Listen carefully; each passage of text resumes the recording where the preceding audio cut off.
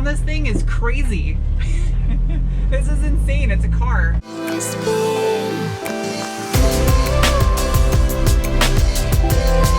Hi, fine people of the interwebs. I'm on my way to Tempe right now to pick up some wheels for my project Sir Codsworth. If you're new to my channel and you're wondering why I'm talking about a fish from London, I'm not. I'm talking about my 2001 Ford Focus SVT rally car. Hi cows! Hi cows! There's a link up above, will get you caught up in the last video. Since I'm riding shotgun, we're gonna play a little game I enjoy on the way to Tempe called Count the Gumps.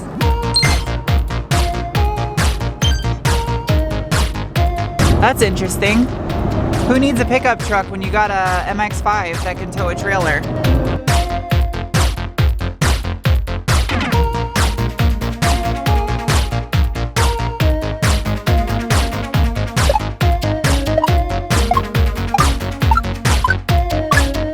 So much for counting the gumps. Every gump on the highway was coming at me, and there's only 2 in the same direction going there.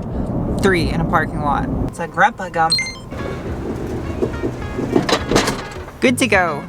Got the wheels loaded up, head back down to Tucson. Tires will be here hopefully within a few seconds because you're watching this video and it hasn't happened yet because that's how real life works, but I ordered tires. Ta-da!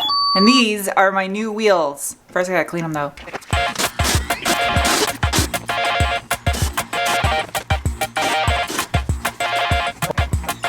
Much better. These are my new wheels. They are Braid Acropolis. They're actual real rally wheels, which are probably nicer than the car, but they're in pretty good shape. They're used and I got a great deal on them. This one was missing the sticker, but the guy gave me a new sticker to put back on there. They are 15 by 6.5 and they weigh roughly 20 pounds. They're heavy because they're meant for rally. If you actually look at the inside barrel, the lip of the wheel, it's fatter than the outer one to help with the abuse that's going to endure. Question is, are they going to clear my stock SVT brakes? Should be interesting since these are 15s. I don't feel like setting up my quick jack lift. It's a ton of work. And all I'm gonna do is switch out my front springs because I ordered a set of brand new springs for a ZX3 Focus, which is for this generation, the 01 to 04. The ones I got at the junkyard were for 04 to 08, so they were slightly different. This is really hard to do and film at the same time. Check this out. Da-da-da! I organized one of my cabinets. This is my bench stock. Welcome to my bench stock.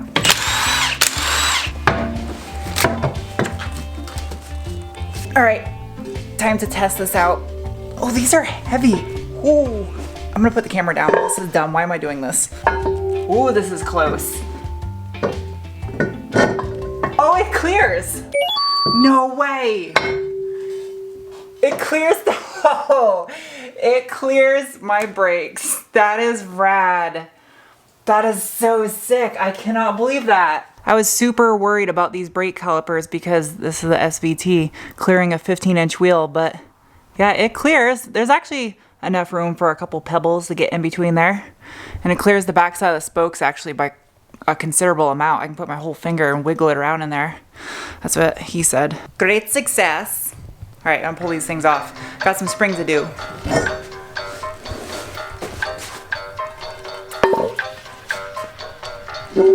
You've already seen this process, so I'm gonna swap these springs out. Engage time-lapse mode.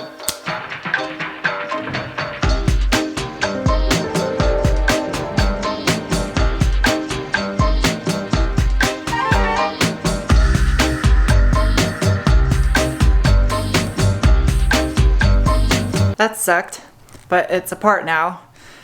Hopefully I can get this bigger spring in there. It's gonna be tight. Felcha 100% Nueva. Okay.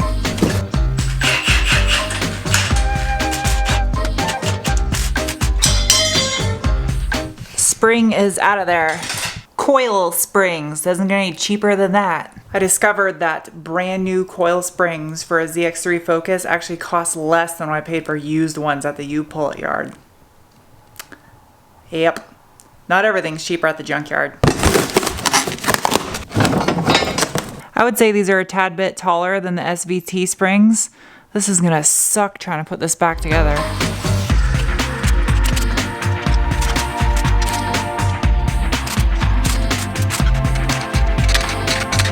did sketchy things with spring compressors, but it's all back together. That's all that matters. Now it's gonna go back in there. There. Hello, it's the next day. It's pretty stormy out there, so I got the MR2 in the garage with me, and my tires should be delivered today, which is good, because I still got one more side left to do the spring on and install a new axle. There's actually quite a bit of room in here when I put the MR2 all the way up against the wall. So, all right, back to work. That's what I call improvising. I didn't have enough room to jack up the car, so I just opened up the MR2 so I get the jack handle to go all the way inside it. Smart. SMRT, smart. Today's upper body workout. So I actually recorded like a quarter of a video yesterday on the MR2. Sorry, that's rude. I'll get the door out of the way. I went and got this thing aligned. So the alignment is done, but I'm not gonna say any more than that because I gotta finish making the video on that. Ooh, that was kind of loose. I need to go buy some lug nuts for these new wheels. Might actually do that while I'm waiting for my tires to get here.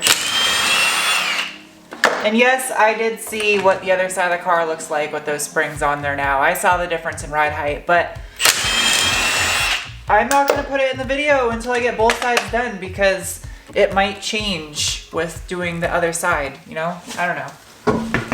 God, the axle grease got everywhere. Oh man, it's all over the place. Why? Okay.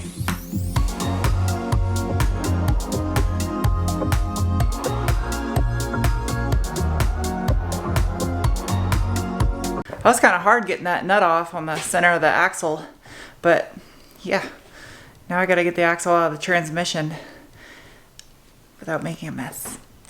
I'm hungry. I'm gonna go eat a snack. You're not gonna watch that though. I'm gonna cut it out. Felcho 100% Nueva. Oh geez.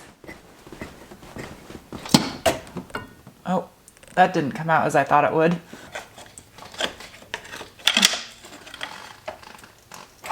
There you go. Aha.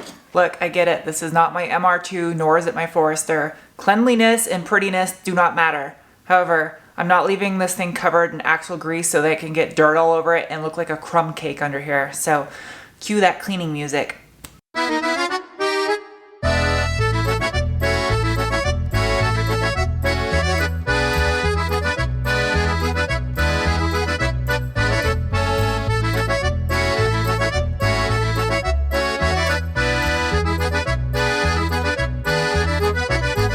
My tires arrived. I'm gonna go get these things mounted up before the tire shops close so I can get them on the car. And it just started raining. It stinks in here too. Those tires are gross.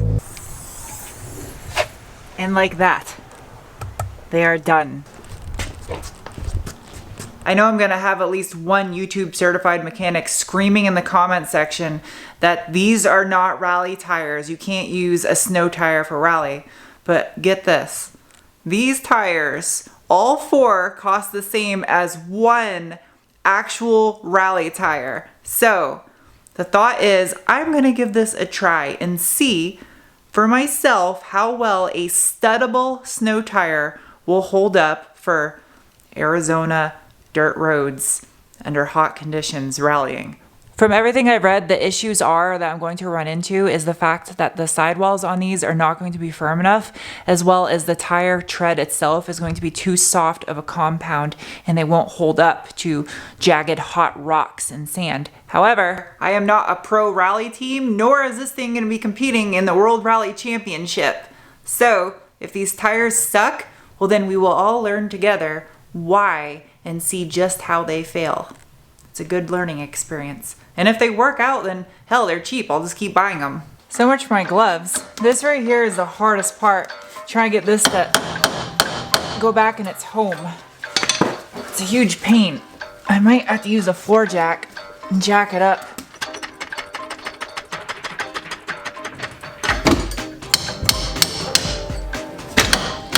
There we go. Ha! I'm dual yielding.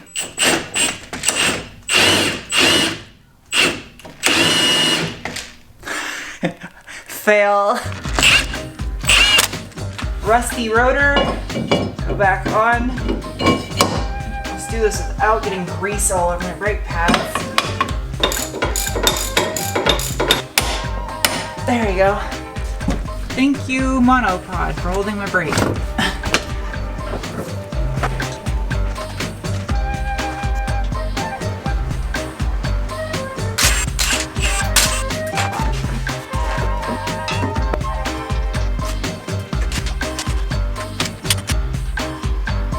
This is my first time lowering the car down with these wheels on it. I still got to do the other side of the car, but I want to capture my honest reaction before I do the other side.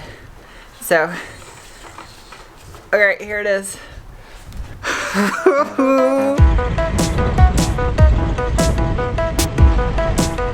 Oh man, this is dope, dude. This thing actually handles pretty good on the dirt now.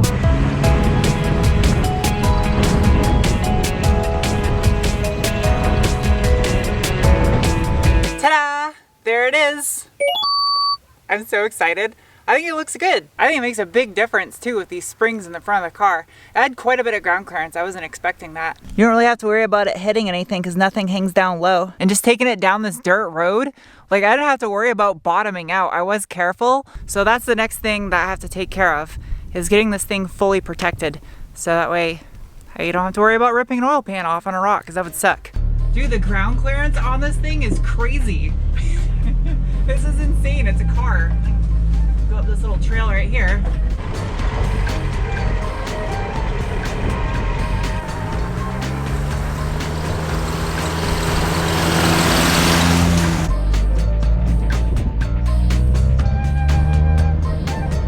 The rear suspension is definitely stiff on this thing. I need to get longer shocks for the rear for sure.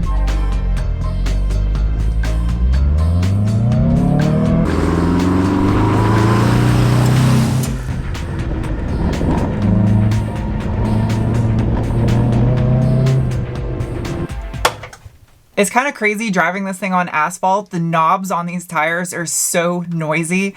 It's kind of cool, and I'm not gonna lie, it's kind of cool. I may or may not put this in a video, but I still have to finish up removing all this sound deadening just up here in the front floorboard area.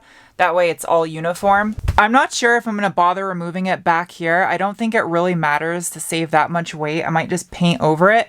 And the plan is I'm gonna paint the entire inside of this shell white. I mean, just after a quick rip in the dirt, they do pretty good.